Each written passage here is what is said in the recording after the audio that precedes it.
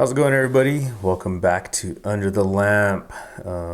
Today we are tying this beauty. So this, for lack of a better term or lack of a better name, is just called the Orange Tag. Again, pattern that during competition came across while we were in the Czech Republic. And actually they utilize this pattern quite a bit for chubs and dace, not typically trout or grilling, although they do eat it, and I find it's pretty effective out here in the US and in a lot of other waters that I've fished around the world, or at least, you know, where I've competed. So anyway, it's something worth having in the fly box, so let's get to it. So we're starting with a size 14. We are tying on the XC400 from Nmaktima, so that's the one we're using right there, and running a 3/3 mil slotted tungsten bead in gold. Now to start off, we're actually gonna go ahead and use Vivus in 14/0. I'm gonna use the black. I'm almost out of black on that one, so use it up. All right, get your bead started, or get your thread started right behind the bead. Set that in, just get your thread secured on the hook shank, clip your tag. And for the tail, we are actually utilizing Glow Bright in number 5, which is, I think, fluorescent flame or something, I don't know. Anyway, just go by the number 5.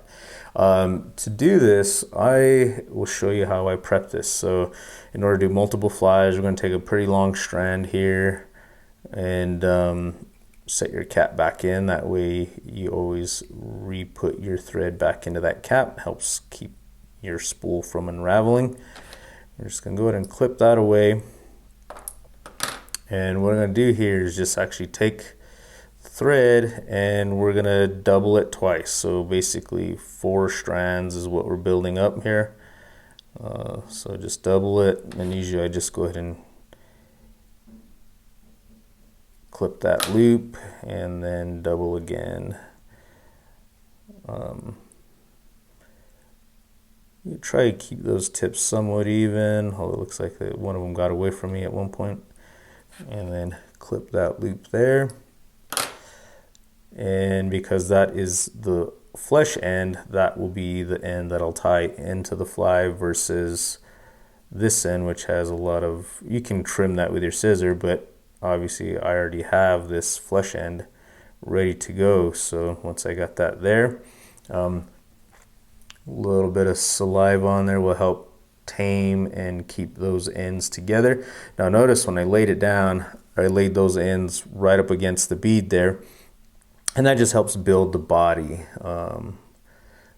So go ahead and get that started. You're gonna lay that down, and I got some sulky pearlescent mylar or tinsel, any ultra or Vivus or any other tinsel material, but just make sure it's in a small, basically this is just ribbing, or serves as ribbing. So lay it on the side, and let me see if I can catch this with the thread. Almost, it got rolled up to the top. Use your fingertip just to bring it back to the side, and then go ahead and wrap all that down with your thread, creating the base of the body there. So we can go a couple more turns to the bend of the hook. All right, so we got our tail and our ribbing in there. Now as far as the tail goes, we can go ahead and clip that right there. Usually I use the scissor tip and rest it right against the back of the hook right there. That's gonna be my marker, and then I'll just clip. These flies, because of the brightness of that tail, don't really require a big tail in order to create the effect that you want. It's going to be the hot spot, if you will. So that's going to gain a lot of attraction and a lot of visual to the fly itself. All right, so for the body, we're going to go ahead and dub on some Peacock Black ice dub. And you know, this isn't an overly complicated fly. Just a good chunk for the body.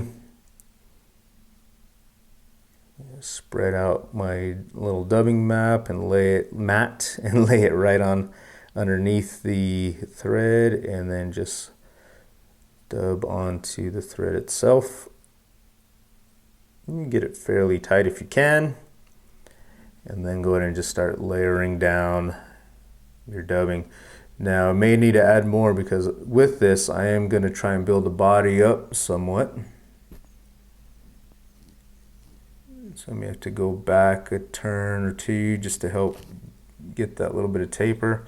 But I want the dubbing to go all the way to the bead, and it's always a little easier to add more dubbing than it is to take away. So get a little bit more dubbing, and that should get me all the way to the bead there. Building a little bit. Okay. Got my dub body on there. All right, now I'm going to go ahead and just lay down my pearlescent mylar ribbing. 2, 3, 4, 5. Bring it right up to the back of the bead and tie that off.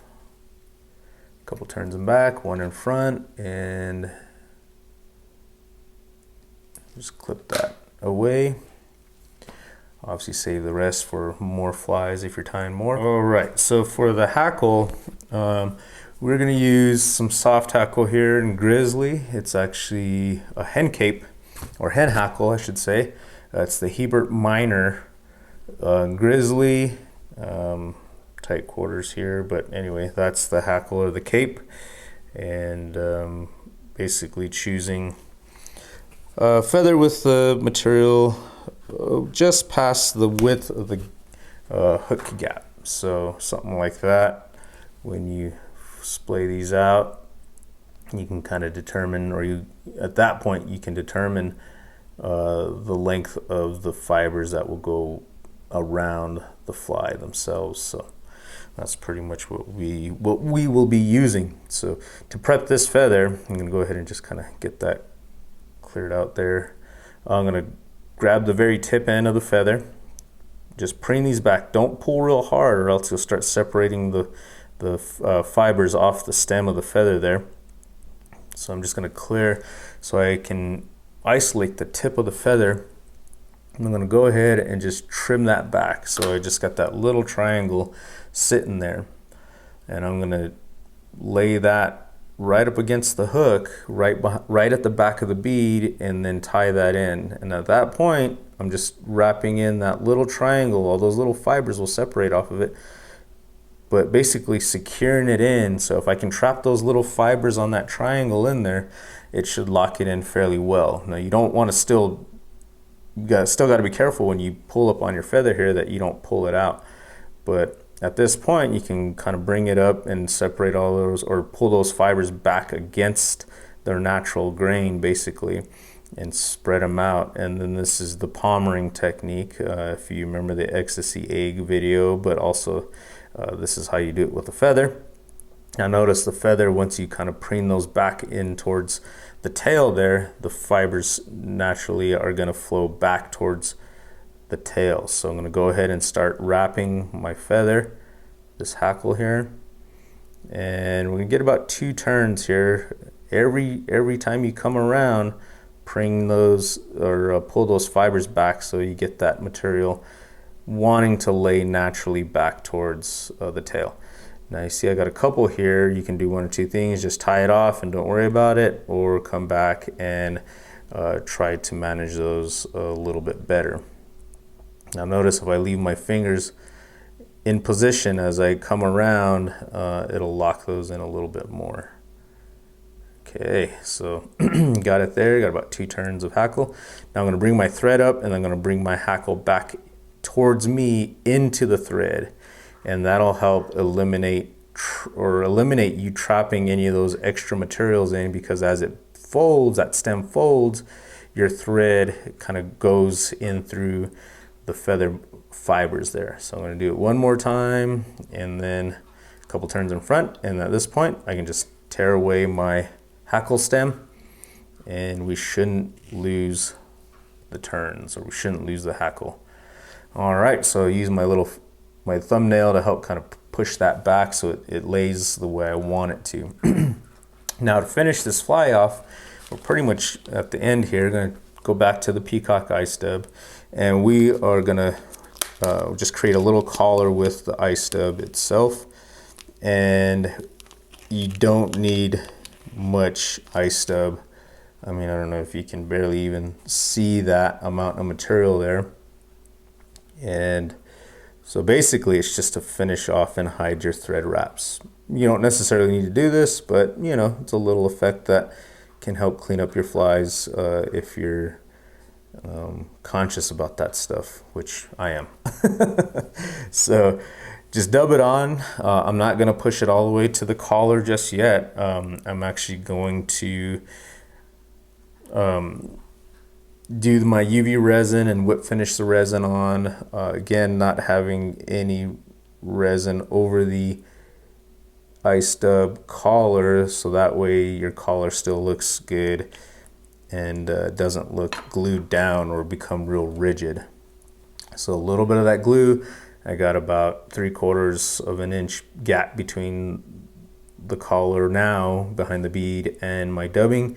So I'm going to take my extended whip finisher, this is the bigger one, and go ahead and whip finish. So once I bring that up, my dubbing and glued section or UV resin section is going to be wrapped around the collar there. One turn in front, set that, and then give it another set just to help back it up, and then make sure everything is cinched down. Open scissor tip, push through, and then hit it with the light. And whatever UV resin is exposed will catch that UV. And again, it's not a real thick or heavy dubbed collar on there, so it should set. And even still, once you get it out in the sunlight, it may set a little bit more. But anyway, that's the Orange Tag Nymph. I'm sure there is a cool Czech name for it, but that's it. So that's with the hen hackle in the grizzly. Obviously, you can do whatever color grizzly, but I like that contrast between the peacock body and that light colored collar. But as you can see, I've also done this with a CDC collar. And if you had seen the how to use CDC in a dubbing loop video, and I can link that in the upper corner, check that out as well. But give you a couple options as to how to tie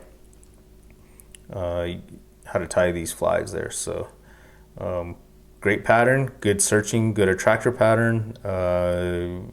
Just with your straight tight line Euro nymphing rig, but also I have run this on indicator or dry dropper setups, you know, depending on where you're at, but also a good pattern for some of that more murky water. I tie these down to a 16. I really don't go any smaller than that, although you could go down smaller if you like. Well, that's the Orange Tag Nymph. Get out there, utilize them, fish them, tie some up. We'll catch you next time, either out in the water or under the lamp. Laters.